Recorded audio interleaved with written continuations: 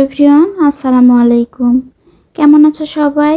শুরু করছি অ্যাঞ্জেলিনা গল্পের পর্ব ৯। লেখিকা ফারহানা নিঝুম।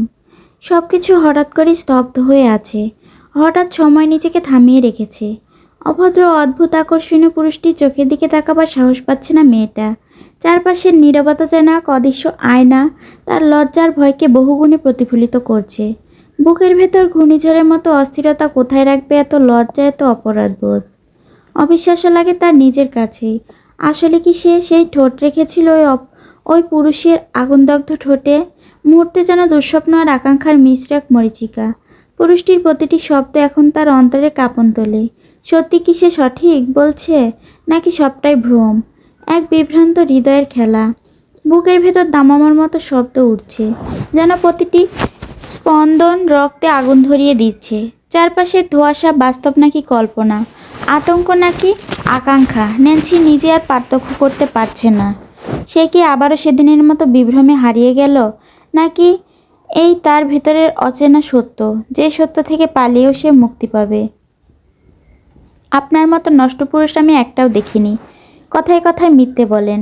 এত মিথ্যে বললে না গুণা শেষ হবে না। আমি নিজের চোখে দেখেছি, তবুও বলছেন আমি মিথ্যে বলছি? সিরিয়াসলি?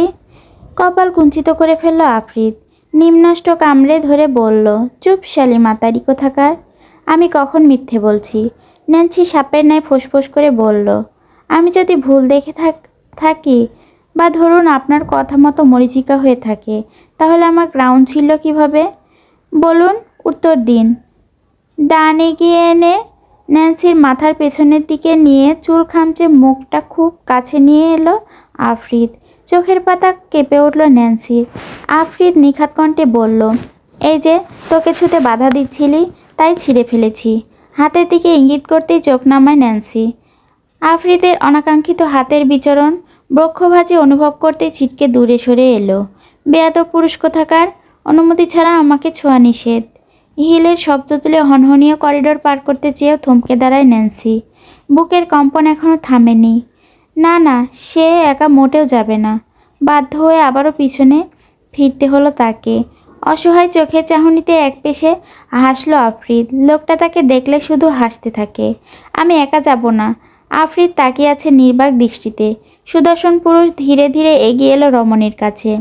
আলগোছে নিচে বসলো তার পায়ের কাছে, হাঁটু গেড়ে বসেছে। রমণীর তুলতুলে পা থেকে হিল জুতোগুলো খুলে ফেলল। এক হাতে তা নিয়ে অন্য হাতে কাঁধে তুলে নিল তার অ্যাঞ্জেলিনাকে। অন্তরে শিহরণ তুলে দিয়ে আওড়ালো, আমার পাপিষ্ঠ শরীরে তুই হলি এক টুকরো ফুল, যা এই পাপে জর্জরিত হৃদয়ে ভালোবাসা সৃষ্টি করেছিস। ন্যান্সির নৈশব্দে গলা জড়িয়ে ধরে আফরিদে হোসানের। না হলে যে পড়ে যাবে। দুষ্টু পুরুষ, কথা ভালোই বলতে পারে, সব তাকে বশ করার ধান্দা। এই মুহূর্তে ন্যান্সির একটা কথা বলতে ইচ্ছা করছে, নাটকের জন্য আফরিদে হোসেন সেরা রে সেরা। Research centre. ক্লান্ত চোখ দুটো বুজে আসছিল মিস্টার আলবার্টের। গবেষণাগারের নিস্তব্ধতা হঠাৎ ভেঙে দিল দুজন গার্ডের উপস্থিত। মিস্টার কামাল এবং আলবার্টের উদ্দেশ্যে তপ্তকণ্ঠে তারা বলল, বস এসে গেছে। বস এসেছে শুনে খানিকটা বিস্মিত হয়ে চমকে উঠল মিস্টার আলবার্ট। একে অপরের মুখের দিকে তাকালেন তারা। কপালে ভাঁজ ফেলে প্রশ্ন করলেন, কোথায় উনি?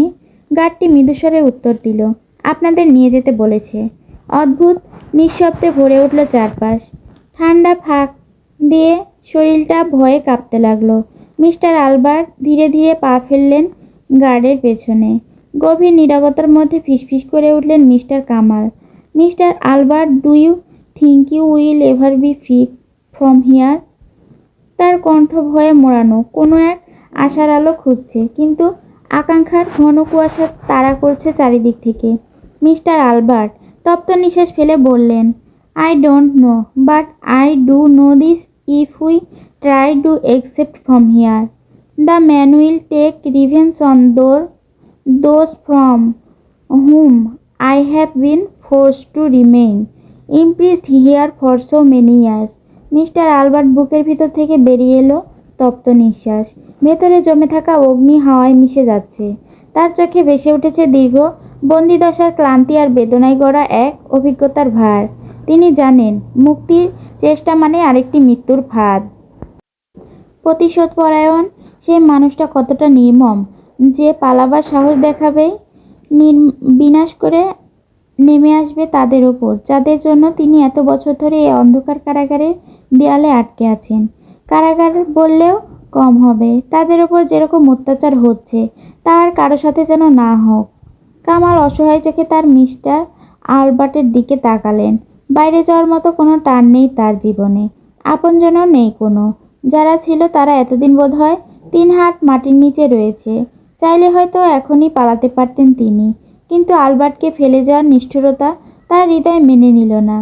একসাথে ভাগ করে নেওয়া 11টা বছরের দীর্ঘ যন্ত্রণার বন্ধন তাকে বেঁধে রেখেছে সেই মানুষটির পাশে। ক্লাসিক কেবিনের এসির বাতাসে শীতলতা জমে আছে। কাচের গ্লাসগুলোর পাশে ছোট ছোট ঝাড়বাতির আলোয় ছায়া পড়ে গিয়েছে। মাঝখানে বসে থাকা মানুষটির মুখ ঢেকে রেখেছে কালো মাস্কে। তার দেহভঙ্গি যেন ছদ্মবেশী। নিজেকে লুকাতে চাইল লোকটা। চেয়ারে আস্তে আস্তে দুলছে। লোকটির মাথা পেছনে এলিয়ে আছে। গভীর কোনো ভাবনায় মশগুল সে। মিস্টার আলবার্ট ও মিস্টার কামাল প্রবেশ করতেই নিস্তব্ধতা ভেঙে গেল। আলবার্ট জমাট বাঁধা শীতল কণ্ঠে বলে সুধান, what have we been club here? আগন্তুক মুখ ফেরালো না, শুধু চোখের দৃষ্টি ধারালো হয়ে উঠল অন্ধকারের ভেতর।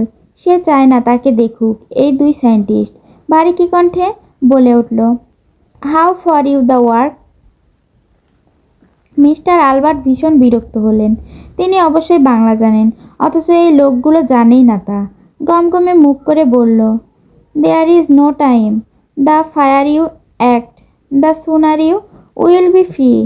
মিস্টার কামাল তপ্ত নিঃশ্বাস ফেলে বললেন, give us a few more month, the work will be complete very soon. আগন্তুক এক বাক্যে বলল, ওকে। গার্ডদের আঙ্গুলের ইশারা করতেই লোকগুলো মিস্টার আলবার্ট ও মিস্টার কামালকে আবারও হলরুমে একে নিয়ে যেতে লাগলো। আগন্তুক নিশ্চুপ, আবারও চেয়ার দোলাতে লাগলো। আকাশটা যেন আচমকাই রূপ বদলে গেছে। সোনালি রোদকে গিলে নিয়ে গেছে ঘন মেঘের আস্তরণ। হাওয়ায় ভিজে কাদামাটির গন্ধ, চারপাশে এক অদ্ভুত নিস্তব্ধতা। বাইরে ঝিরিঝিরি বৃষ্টির শব্দ যেন প্রকৃতির বুক কেঁপে উঠছে ধীরে ধীরে।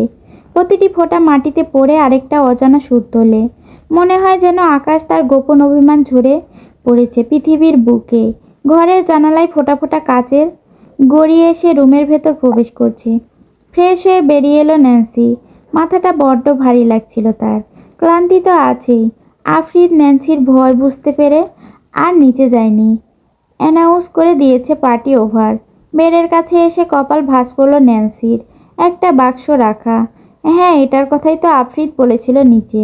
দরজা ঠেলে রুমে এলো আফরিদ। বাটনে ক্লিক করতে অটোমেটিকলি লক হয়ে গেল। আফরিদের রুমটা আধুনিক লক সিস্টেম রয়েছে, এবং কি রুম সাউন্ডপ্রুফ বলতে গেলে। জুতো রেখে বেডে চলে এলো ন্যান্সি। বক্স খুলতেই বেরিয়ে এলো চকলেট। চকলেট দেখে মনে মনে বেশ আনন্দিত হলো। হাত বাড়িয়ে এক পিস খেতেই যাবে, তার পূর্বেই হাত চেপে ধরে না আফরিদ। কি হলো, হাত ধরে আছেন কেন? ন্যান্সি বোকা বোকা প্রশ্ন শুনে কপালের রগগুলো ফুলে উঠেছে আফরিদের। বান্দি, তুই কি দেখতে পাচ্ছিস না এগুলো কি? আফরিদের কথায় দাঁত দেখিয়ে হেসে ফেলল ন্যান্সি। অবশ্যই দেখতে পাচ্ছি, এগুলো চকলেট। আর হ্যাঁ, তার জন্যই সঠিক জায়গায় পৌঁছে দিচ্ছি, মানে পেটে। ক্রোধে জ্বলে উঠল আফরিদ। হিসিয়ে বলল, নামটা পড়িসনি? সত্যি, ন্যান্সি নামটা খেয়াল করেনি। প্যাকেটে স্পষ্টভাবে লেখা আছে, ট্যাপস চকলেট। সাহসা হাত থেকে চকলেটের পিসটা ফেলে দিল ন্যান্সি। সরে এলো থতমত খেয়ে বলল, সে বেকারিতে কাজ করত, আর এটা কিসের চকলেট তা জানতে বাকি নেই তার। এই চকলেট এখানে কি করছে? ন্যান্সি আফরিদের মুখপানে তাকিয়ে তেলে বেগুনে জ্বলে উঠল। লজ্জা লজ্জা মুখ করে তাকালো আফরিদ। নাটকীয় ভঙ্গিতে বলল, আজ ফির তুম পে प्यार आया है, आज फिर तुम पे प्यार आया है। আফরিদ লুচুমার্কা গান শুনে শরীরে শিহরণ খেলে গেল ন্যান্সি। তীব্র মেজাজে বলে ওঠে, নষ্ট পুরুষ, অসভ্য অশ্লীলতা জেগে উঠেছে, তাই এই চকলেট নিয়ে এসেছেন। গা দুলে হেসে উঠল আফরিদ। ঘাড় বাঁকিয়ে বলল, বাইরে বৃষ্টি, ভেতরে কিছু মিছু চকলেট, চল না কিছু করি। এ হচ্ছে উত্তেজনার 1 নম্বর ওষুধ। এ কোনো সাধারণ চকলেট নয়। এ হচ্ছে উত্তেজনা বাড়ানোর ট্যাবস চকলেট। দু হাতে কান চেপে ধরে ন্যান্সি। বুকের ভেতর টিপ টিপ করছে ন্যান্সির। চট করে ছোট বাস্কেট থেকে কাইটানকে কোলে তুলে নিল। আমার কিছু করার ইচ্ছে নেই। আর আপনার সাথে তো একদমই না, দূরে থাকুন। মুখের রং বদলায় আফ্রিদের। নীলাভ মণিজোড়া কেমন অদ্ভুত লাগছে।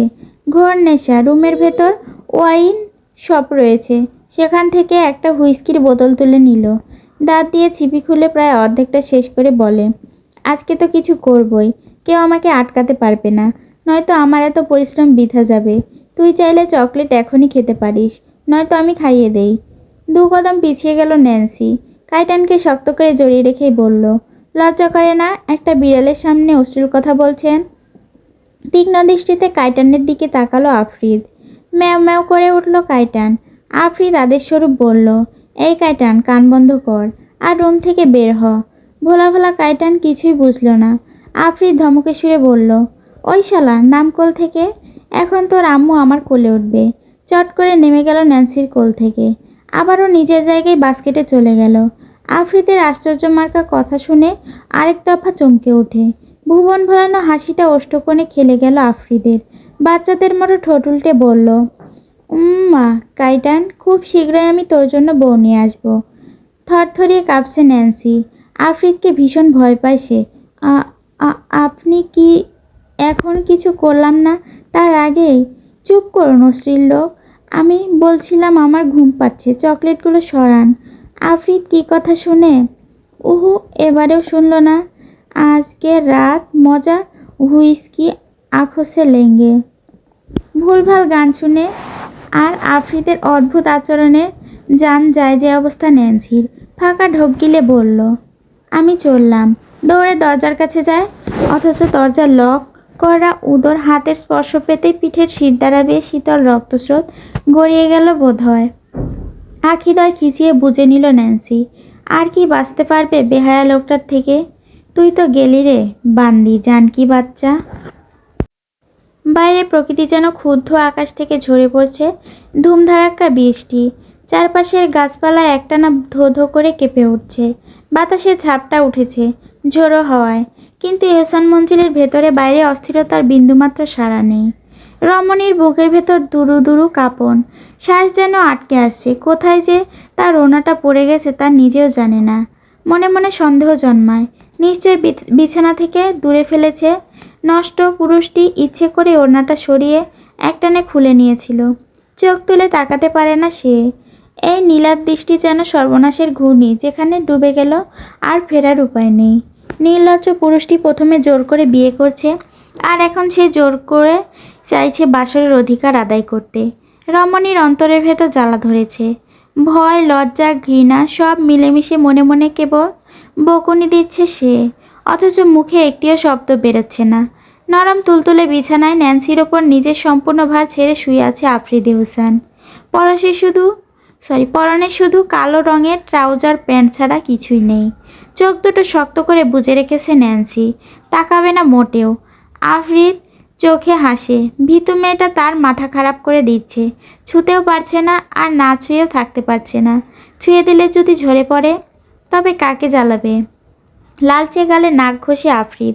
এই মেয়ের সব কিছু তার ভালো লাগে, বিশেষ করে লালচে গালগুলো। মারাত্মক টানে তাকে। তারপর পর গালে চুমু খায়। শিউরে ওঠে ন্যান্সি। ফাঁকা ঢোক গিলছে একের পর এক। গাল লাল কেন? ন্যান্সি রিনরিনে গলায় বলল, জানি না। আফ্রিদ শুনল। অতপর কিয়ৎক্ষণ চলল নীরবতা। তবে থামেনি আফ্রিদ এহসান। গালে কুটকুট করে কামড় বসায়। ব্যথায় অস্ফুট স্বরে আওয়াজ করে মেয়েটা, ছটপট করতে ছাড়া পেতে। কিন্তু নষ্ট পুরুষ তাকে ছাড়তে চায় না মোটেও। শুন না। গলা ভেজায় ন্যান্সি। বরাবরের ন্যায় ফিসফিসিয়ে বলল, সরুন আপনি, পরে। আফ্রিদ নির্বাক জবাব। ফোঁস করে নিঃশ্বাস ছাড়ল ন্যান্সি। আফ্রিদ ন্যান্সির উপর উদরে স্পর্শ করতে থাকে। জিজ্ঞাসু কণ্ঠে সুদয়, আম্মু আব্বু দেশীয় নাকি বিদেশি? মানে বাল, তোর বাপ মা দেশি মাল নাকি বিদেশি মাল? চমকে ওঠে ন্যান্সি। তড়িঘড়ি করে বলল, বাংলাদেশের, এটা কি জানেন না? চোখ পাকিয়ে তাকালো আফ্রিদ। দৃষ্টি নত হয়ে আসে ন্যান্সির। মেজাজ হারাচ্ছে আফ্রিদ। এক কথায় বারবার জিজ্ঞেস করতে পারে না সে। আফ্রিদের বরাবরই অধৈর্য পুরুষ সে। কিন্তু কিভাবে সে বউয়ের বেলায় ধৈর্য ধরেছে তা একমাত্র খোদা তাআলাই বলতে পারবেন। আমি কি জিজ্ঞেস করেছি? তোর প্রতিবেশী বাপ মায়ের কথা? আমি তো বায়োলজিক্যাল ফাদার আর মাদারের কাহিনী জানতে চাইছি, চট করে বলে উঠল আফরিদ।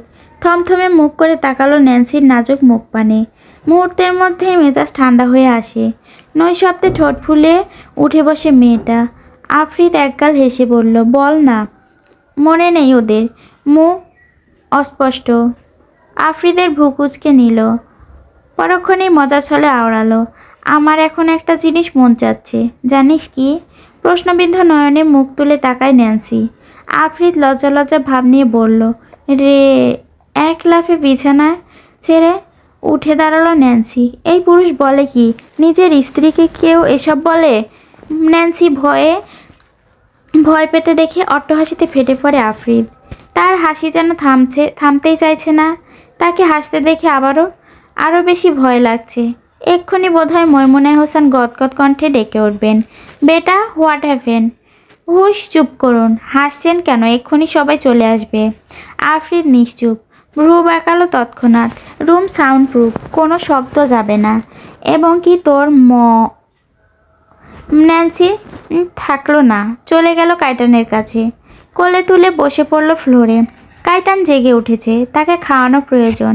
আফরিদ তাকিয়ে আছে নির্বিশেষ, পলক ফিরছে না একদম। অদ্ভুত দৃষ্টি চলে যাচ্ছে ওড়নাবিহীন বক্ষভাজে। কবে থেকে যে তার চোখ দুটো লুচ্চা হয়েছে সেটা তো টের পেল না। কি আশ্চর্য ব্যাপার, নিশ্চয়ই এই বউ তাকে কালো জাদু করেছে। ওই শালি, তুই আমারে কালো জাদু করছস কেন?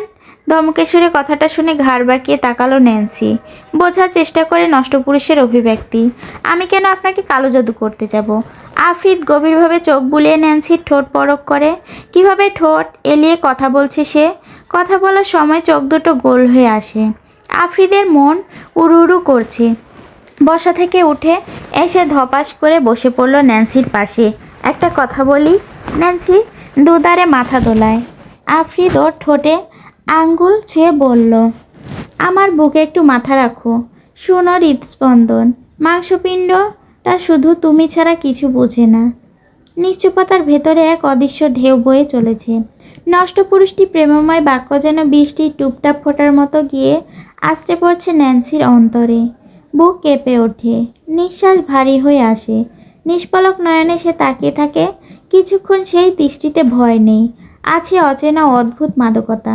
আফরিদে হোসেনের চোখে এক অদ্ভুত ঘোর চাহনির গভীরতা ন্যান্সির বুকের ভেতর কাঁপুনি তোলে। ধীরে ধীরে ঝুঁকে আসে সে, ঠোঁটের দিকে এগোতে থাকে নিশ্চুপ, অদ্ভুত ভঙ্গিতে। ঠিক সেই মুহূর্তে পাশে কাইটান বিড়ালটি ম্যাও করে ওঠে। ন্যান্সির ভেতর আতঙ্ক আর অজানা শিহরণ জড়িয়ে ধরে। ঠোঁট ছোঁয়ানোর আগে নষ্ট পুরুষটি নির্লিপ্তভাবে ট্যাপ চকলেট মুখে পুরে নেয়। চমকে ওঠে ন্যান্সি, ঘোর কাটল তার। পালাতে চায় কিন্তু তার সময় পায় না। আফরিদ উষ্ণ ওষ্ঠ আঁকড়ে ধরে, মাত্রই শরীরটা ঝুঁকে পড়ে ফ্লোরে। ন্যান্সির দুহাত ছটফট করছে, হৃৎপিণ্ড দ্রুত লাফায়, অথচ প্রতিরোধ যেন অর্ধেকই হারিয়ে যায়। পাশে বসে থাকা বিড়ালটি নির্বিকার ভঙ্গিতে তাকিয়ে থাকে ম্যাও করে। হাত বাড়িয়ে নখের সাহায্যে টেনে ধরে ন্যান্সির চুল। আফরিদ দিশেহারা, বাঁধনহারা, নিজেকে ছেড়ে দেয় পাগলাটে ঘোড়ার মতো। আসলে সে শুষে নেয় প্রেমসুধা। অবাধ্য হাত দুটো জাপটে ধরে তার ধনুকের ন্যায় তনু। আকস্মিক আফরিদকে ধাক্কা দিয়ে সরিয়ে দিল ন্যান্সি। হেসে ফেলল আফরিদ। গা জ্বলে উঠল ন্যান্সির। তীব্র রাগ নিয়ে আওড়ালো, সবসময় সুযোগেই থাকেন তাই না? এমন করেন কেন? কি করেছি আমি? ঠোঁট উল্টায় আফরিদে হোসেন। তীক্ষ্ণ দৃষ্টিতে তাকালো ন্যান্সির দিকে। ফ্লোর থেকে উঠে দাঁড়ালো, কোকড়ানো চুলে হাত বুলাতে বলল, তোর শরীরের ডার্মি মার্কা রক্ত আমার শিরা উপশিরায় চলমান। তাই প্রতিশোধ নিচ্ছি, যাতে আর কোনোদিন কাউকে নিজের কারেন্টালা রক্ত দিয়ে ভেতরে কারেন্ট জাগাতে না পারে। যুক্তিহীন কথায় আবারও বোকা বনে গেল ন্যান্সি। কোন দুঃখে যে নষ্ট পুরুষকে সে নিজের রক্ত দিয়ে বাঁচিয়েছিল, নিজের কপালে নিজেই দুঃখ ডেকে এনেছে সে। কাইটান আবারও ম্যাও করে উঠল। অসহায় চোখে তাকায় ন্যান্সি। কাইটান বোধহয় ন্যান্সির দুঃখটা বুঝতে পারল, তাই তো আফরিদকে গালি দিচ্ছে। শালা লুচ্চা, খালি চুমু খাওয়ার ধান্দা তোর। আর একবার আমার আম্মুর কাছে আইসা দেখ, তোরে কামড়াইয়া ফালাইয়া দিমু। কিন্তু আফসোসের চেয়ে মুখ খুলে বলতে পারল না কাইটান। বজ্রপাতের শব্দে কেঁপে উঠল চারদিক, যেন আকাশটা অস্থির হয়ে কথা বলে দিচ্ছে। সেই তীব্র শব্দে শিউরে উঠল ন্যান্সির অন্তর। ঘরের ভেতর দুষ্টু পুরুষ বিছানায় হেলান দিয়ে শুয়ে আছে। তাকে কাছে গিয়ে বসার কোনো ইচ্ছে ন্যান্সির নেই। বুকের ভেতর অস্থিরতা জমে উঠেছে ঢেউয়ের মতো। কি করবে এখন? ঠিক তখনই গম্ভীর কণ্ঠে শোনা গেল আফ্রিদের গলা। দাঁড়িয়ে থাকবি সারা রাত? নিরুত্তর ন্যান্সি। তার নীরবতা যেন বিক্ষুব্ধ বাতাসের মতো নিস্তব্ধ ঘরে ভেসে থাকে। ন্যান্সি পায়ের নখ দিয়ে খুঁড়তে লাগলো ফ্লোরে। আফ্রিদ প্রত্যুত্তরে কিছু না শুনতে পেয়ে চোখ তুলে তাকালো। আবারও প্রশ্ন করলো। এবার কণ্ঠটা একদম শান্ত। কি হলো আয়? ন্যান্সির চোখের পাতা কেঁপে উঠল। ধীরে মাথা তুলে দ্বিধাগ্রস্ত দৃষ্টিতে এক ঝলক তাকিয়ে মৃদুস্বরে বলে উঠল, আপনার কাছে শুলে আপনি কিছু না কিছু করতে চান। ঠোঁটের কোণে দুষ্টু হাসি ফুটিয়ে তোলে আফ্রিদে হোসেন। চোখে খোলা করা আফ্রিদের দুষ্টু হাসি চোখ এড়ানো ন্যান্সির। আফ্রিদ হাসে, কিয়ৎক্ষণ তাকিয়ে আছে নির্বিশেষ। শান্ত সুরে আশ্বস্ত করে আফ্রিদ, কিছু করব না, চলে আয়। একটু দ্বিধা, তারপর ন্যান্সি পদক্ষেপ ধীরে ধীরে বিছানার দিকে এগোয়। কাছে যেতেই আফ্রিদ দু হাতে তাকে টেনে আপন আলিঙ্গনে বাহুবন্ধনে বন্দি করে ফেলে অনায়াসে।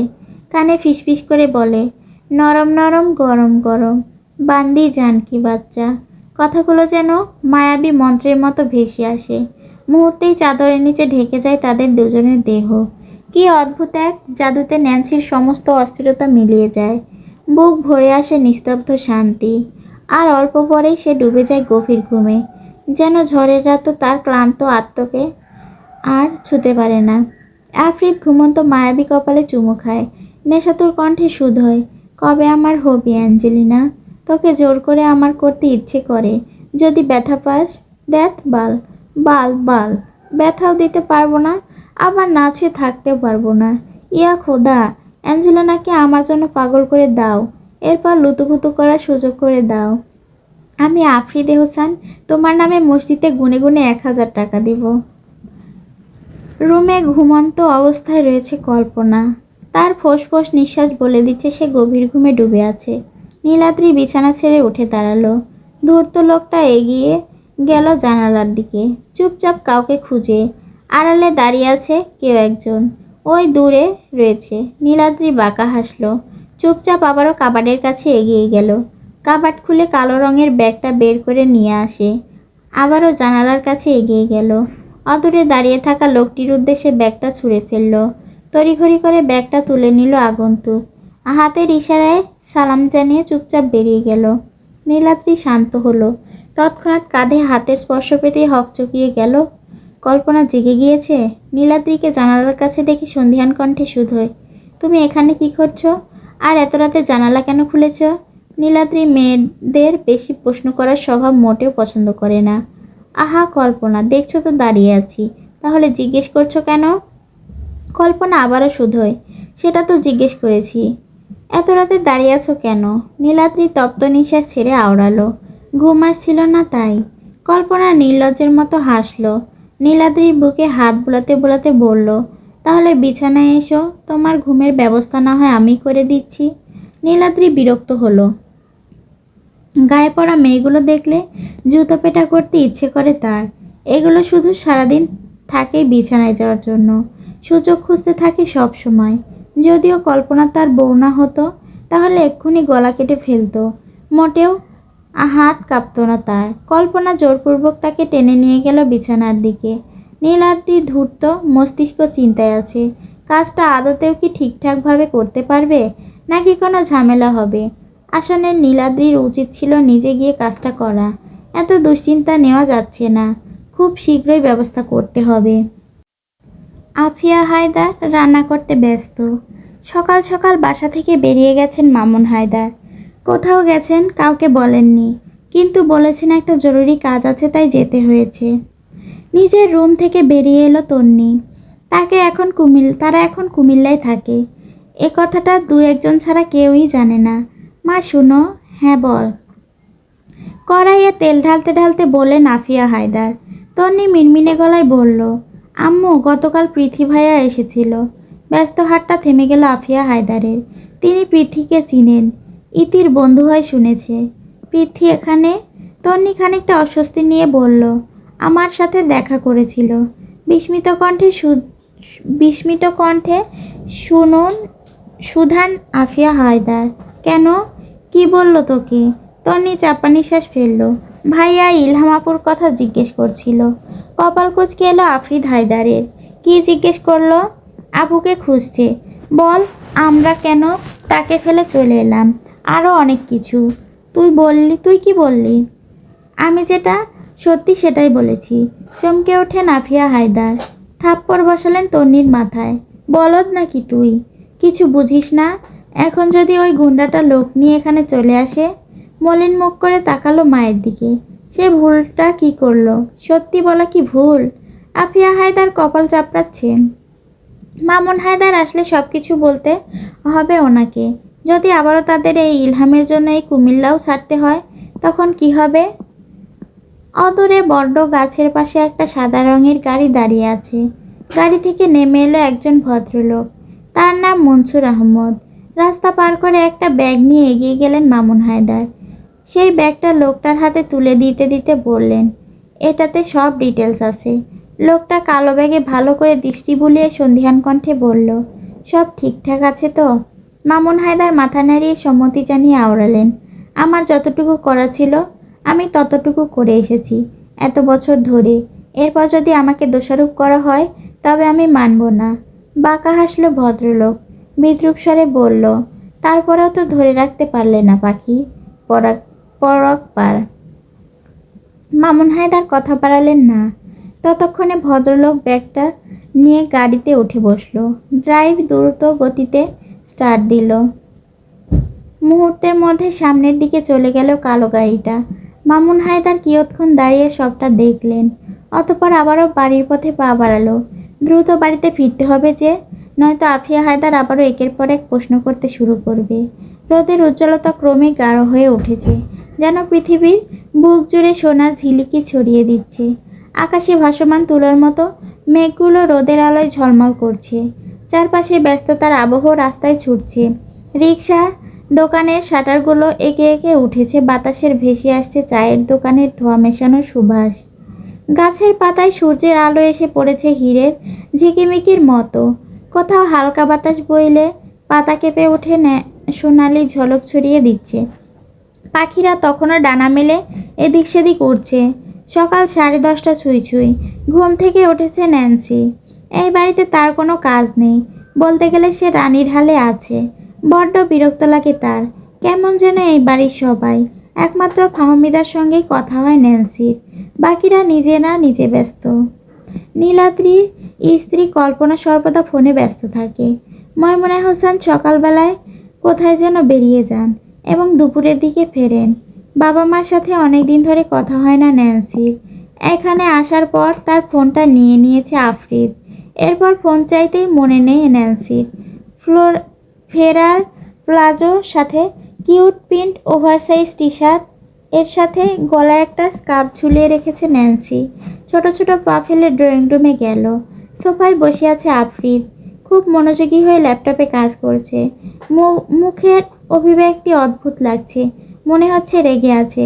পাশেই দুহাত পিছমোড়া করে দাঁড়িয়ে আছে ঈশান। ন্যান্সিকে আসতে দেখে ঈশান একটু নিচু হয়ে আফরিদকে ফিসফিসিয়ে বলল, বস, ম্যাম আসছেন। ঈশানের কথা শুনে স্ক্রিন থেকে দৃষ্টি সরিয়ে সিঁড়ির দিকে তাকালো। বাচ্চাদের মতো লাগছে ন্যান্সিকে। কোলে তার কাইটান কে নিয়ে এসেছে। আফরিদ যে কোনো কুক্ষণেই বেয়াদবটাকে নিয়ে এসেছিল। ধ্যাত বাল। শুনুন, বলুন। ঠোঁট টিপে হেসে ফেলল ঈশান। আফরিদ চোখ পাকিয়ে তাকাতেই হাসিটা উবে গেল ঈশানের। ন্যান্সি আমতা আমতা করে বলল, আমি আমার মা বাবার সাথে দেখা করতে চাই। মুখের হাসিটুকু উবে গেল আফরিদের। শক্ত হয়ে এলো চোয়াল। Not possible. বিরক্ত হলো ন্যান্সি। সন্দিহান কণ্ঠে শুধোয়, কেন সম্ভব নয়? আমি বলেছি তাই। থতমত মুখ করে জবাব এলো। ন্যান্সি নিজের মেজাজ হারাচ্ছে। চেঁচিয়ে উঠল সে। কেন? আপনার কি সমস্যা ওদের সাথে কথা বললে, দেখা করলে? ফোনটাও তো নিয়ে নিয়েছেন। অগ্নিদগ্ধ দৃষ্টিতে তাকাতেই দুপা পিছিয়ে গেল ন্যান্সির। বেয়াদব পুরুষ ভয় দেখাচ্ছে তাকে। সাহসা পকেট থেকে ফোন বের করে ন্যান্সির দিকে বাড়িয়ে দিল। চাইলে কল করতে পারো, বাট যাওয়াটাও হবে না। ন্যান্সি নিয়ে নিল ফোনটা, ছুঁড়ে ফেলল ফ্লোরে। হনহনিয়ে কাইটানকে নিয়ে আবারও নিজের রুমের দিকে রওনা দিল। আফরিদ ভাবলেশীনভাবে আবারও নিজের কাজে মনোযোগী হয়। ফোনটা পড়ে আছে ফ্লোরে। ঈশান আমতা করে বলল, বস, ম্যাম যে রেগে গেলেন। তো? ঈশান আশ্চর্য হলো, আপনি পাত্তা দিলেন না? আফরিদ বাঁকা হাসল, ফোঁস করে নিঃশ্বাস ছাড়ল, অসহায় মুখ করে বলল, বুঝলি ঈশান, বিয়ের আগে মাইয়ারা আমারে পাত্তা দিত না। এরপর? ঈশানকে উৎসুক দেখালো, উৎকণ্ঠা হয়ে জিজ্ঞেস করলো, এরপর কি বস? এরপর তোর ভাবিরে বিয়ে করলাম। এখন আমি তোর ভাবিরেও পাত্তা দেই না। আফ্রিদের কথাগুলো তার মাথার ওপর দিয়ে যাচ্ছে ঈশানের। কিন্তু কেন বস? 32 পাটি দাঁত বের করে দেখায় আফ্রিদ। ভ্রু নাচিয়ে বলল, ওই যে বিয়ের আগে মেয়েগুলো আমাকে পাত্তা দিত না, এর জন্যই এখন আমি তোর ভাবিকে পাত্তা দেই না, প্রতিশোধ নিচ্ছি। ঈশান কিছু বলতে মুখ খুলবে ঠিক তখনই ন্যান্সি রুম থেকে ঠাস ঠুস জিনিসপত্র পড়ার আওয়াজ আসছে। আফ্রিদ হকচকিয়ে গেল, বিড়বিড় করে আওড়ালো, ও শিট! ল্যাপটপ রেখে দৌড়ে সিঁড়ির দিকে ছুটতে লাগলো। ঈশান হো হো করে হেসে উঠল। আফ্রিদ হোসেন নাকি বউকে পাত্তা দেয় না। সেরা রে সেরা, নাটকের জন্য আমাদের বস সেরা। রুমের সব জিনিসপত্র ভেঙে গুড়িয়ে ফেলছে ন্যান্সি। রুমে ঢুকে এরকম অবস্থা দেখে কিঞ্চিত বিরক্ত হলো আফ্রিদ। ওই মাতারি, সমস্যা কি তোর? চোখ দুটো মাত্রাতিক জ্বলছে ন্যান্সির। দাঁতে দাঁত পিষে বলে, জানোয়ারের বাচ্চা, আমি তোর সাথে থাকতে চাই না। চোখ দুটো ছোট হয়ে এলো আফ্রিদের। ঘাড় বাঁকিয়ে বলল সে, কি বললি? আবার বল। আঁখি পল্লব কাঁপছে ন্যান্সির। সাহস নিয়ে তো গালি তো দিয়ে দিয়েছে, এখন কি হবে? বল বল, আবার বল। না বললে এখন তোরে খাইছি। জানোয়ার বলেছি, তুই একটা জংড়ে। মুখের রং বদলায় আফ্রিদের। ধূপধাপ পা ফেলে এগিয়ে এসে চেপে ধরে ন্যান্সির গলা। আমি তোর ভাতার হই, আমাকে ছেড়ে প্রতিবেশী বাপের কাছে যেতে চায় তোর মন?